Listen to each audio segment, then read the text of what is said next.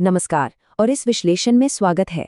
हम अक्सर मानते हैं कि इतिहास यानी हिस्ट्री बस तारीखों, युद्धों और राजा महाराजाओं की कहानियों का एक लंबा सा हिसाब किताब है, लेकिन सच कहूं तो ये उससे कहीं ज़्यादा गहरा है। असल में ये समय के आकार यानी शेप ऑफ टाइम की एक बहुत ही कमाल की और दिलचस्प ज्योमेट्री प्रॉब्लम है। तो चलिए बिना वक्त ज़ाया किए सीधे मुद्दे पर आते हैं और इसे समझते हैं। तो सबसे पहला और सबसे बुनियादी सवाल जो हम सबके दिमाग में आता है, आखिर ये इतिहास मानवता को ले कहाँ जा रहा है? क्या हमारी कहानी किसी निश्चित मंजिल की तरफ आगे बढ़ रही है जहां कोई फाइनल डेस्टिनेशन तय है? या फिर क्या हम बस एक लगातार घूमते हुए लूप में फंसे हुए हैं जहां वही पुरानी चीजें बार बार दोहराई जा रही हैं? सोचिए इस बारे में। इस बड़ी उलझन को सुलझाने के लिए सोसाइटी दो मुख्य विचारधाराओं का इस्तेमाल करती है। एक तरफ है ये धारणा कि इतिहास एक घूमता हुआ चक्कर है, जिसे हम साइक्लिकल व्यू कहते हैं, और दूसरी तरफ है ये सोच कि इतिहास एक सीधी रेखा यानी एक स्ट्रेट लाइन है, जिसे लीनियर व्यू कहा जाता है। यही वो दो सबसे शक्तिशाली फ्रेमवर्क्स हैं जिनके जरिए लोग अपने अतीत को समझते हैं और आगे क्या होने वाला है इसका अनुमान लगाते हैं। तो सबसे पहले बात करते हैं पहले फ्रेमवर्क की, जहां इतिहास को एक चक्कर या एक सर्कल के रूप में देखा जाता है। अब ये साइक्लिकल व्यू ऑफ हिस्ट्री आखिर है क्या?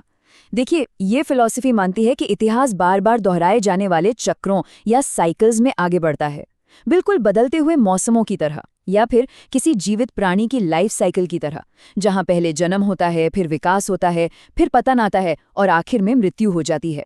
और सबसे दिलचस्प बात, इसमें कोई एंड गोल या अंतिम लक्ष्य नहीं होता। सभ्यताएं एक तय और अनुमानित तरीके से उठती हैं, अपने शिखर पर पहुंचती हैं और फिर गिर जाती हैं। ये एक कंटिन्यूअस लूप है। और यहीं से निकल कर आती है ये सबसे मशहूर लाइन कि इतिहास खुद को दोहराता है, यानी हिस्ट्री रिपीट्स इटसेल्फ। इस चक्रीय दृष्टिकोण का ये बिल्कुल कोर प्रिंसिपल है। इसका सीधा सा मतलब ये है कि मानव जाति के साथ आज जो कुछ भी हो रहा है वो किसी न किसी रूप में पास्ट में पहले ही हो चुका है और भविष्य में फिर से होगा। हम इंसान चाहे कितनी भी तरक्की कर लें, हमारी बुनियादी फितरत वही रहती है। हम अपनी गलतियां दोहराने में सच में बहुत माहिर हैं। इसीलिए इस फ्रेमवर्क के हिसाब से देखें तो दुनिया में कुछ भी टोटली नया नहीं होता। अब चलिए देखते हैं उन प्रमुख इतिहासकारों और विचारकों को जिन्होंने इस रिपीटिंग साइकिल वाले कॉन्सेप्ट का पुरजोर समर्थन किया। प्राचीन काल से ही इस सोच का बहुत गहरा प्रभाव रहा है। अगर हम प्राचीन ग्रीक इतिहासकारों की बात करें, जैसे थ्यूसिडिडीज और हेरोडोटस, तो उन्होंने बड़े बड़े युद्धों का विश्लेषण करते हुए यही निष्कर्ष निकाला था कि मानव का जो स्वभाव है वो हमेशा एक जैसा ही रहता है। गुस्सा, लालच और पावर की भूख ये कभी नहीं बदलती। इसीलिए वॉर और पीस के वही पैटर्न बार बार लौट कर आते हैं। वहीं आधुनिक समय में आए तो आर्नोल्ड जे टॉइनबी ने अपनी मशहूर चैलेंज एंड रिस्पॉन्स थ्योरी पेश की। उनका मानना था कि किसी भी सभ्यता की किस्मत इस बात पर टिकी होती है कि वो आने वाले संकटों का सामना आखिर कैसे करती है। संकट को पार किया तो विकास होगा, वरना पतन तय है। और यह चक्र नए समाजों के साथ लगातार चलता रहता है।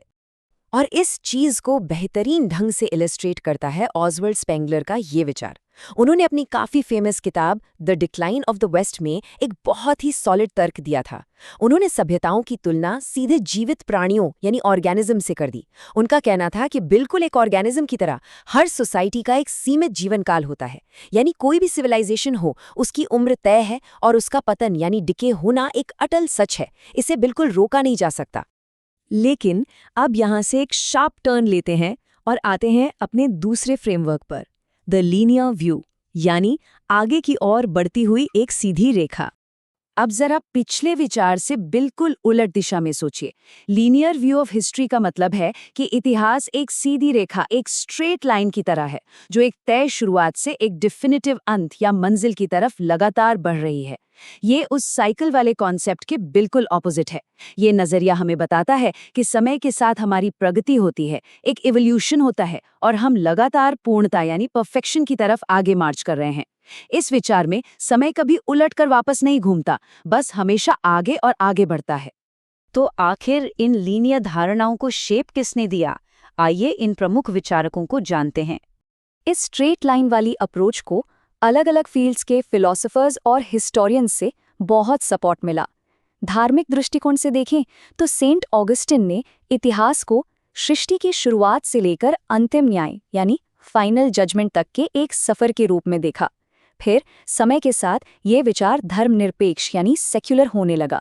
GWF हेगल जैसे दिग्गज दार्शनिक ने कहा कि इतिहास और कुछ नहीं बल्कि मानवीय स्वतंत्रता और स्पिरिट के लगातार आगे बढ़ने की कहानी है। और फिर थॉमस बेबिंगटन मकॉली जैसे विग हिस्टोरियंस आए, जिनका पूरा विश्वास था कि हमारा इतिहास एक अनिवार्य यात्रा है जो हमें लगातार बेहतर कानून, लिबर्टी और ज्ञान की तरफ ले जा रही है। चाहे विचार धार्मिक हो या सेक्युलर, इन सब का यही मानना था कि मानवता आखिर में एक बेहतर मंजिल की तरफ ही जा रही है। चलिए अब इस मुद्दे पर थोड़ा आगे बढ़ते हैं और देखते हैं कि ये लीनियर सिलसिला प्रैक्टिकली कैसा लगता है। कार्ल मार्क्स के आर्थिक चरणों यानी इकोनॉमिक स्टेजेस का फ्रेमवर्क इसका एक बहुत ही विजुअल और क्लियर एग्जाम्पल है।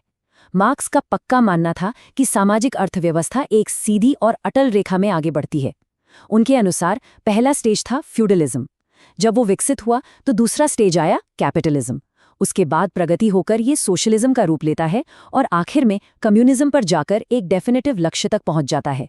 तो ये इस बात का एकदम स्पष्ट प्रमाण है कि कैसे लीनियर थिंकर्स मानते हैं कि इतिहास अपने पिछले स्टेजेस को पीछे छोड़ते हुए नए और एडवांस स्टेजेस में डेवलप होता है। तो अब सबसे बड़ा सवाल उठता है, इस आकारी बहस का आखिर मतलब क्या है? इतिहास का शेप हमारे लिए मैटर क्यों करता है?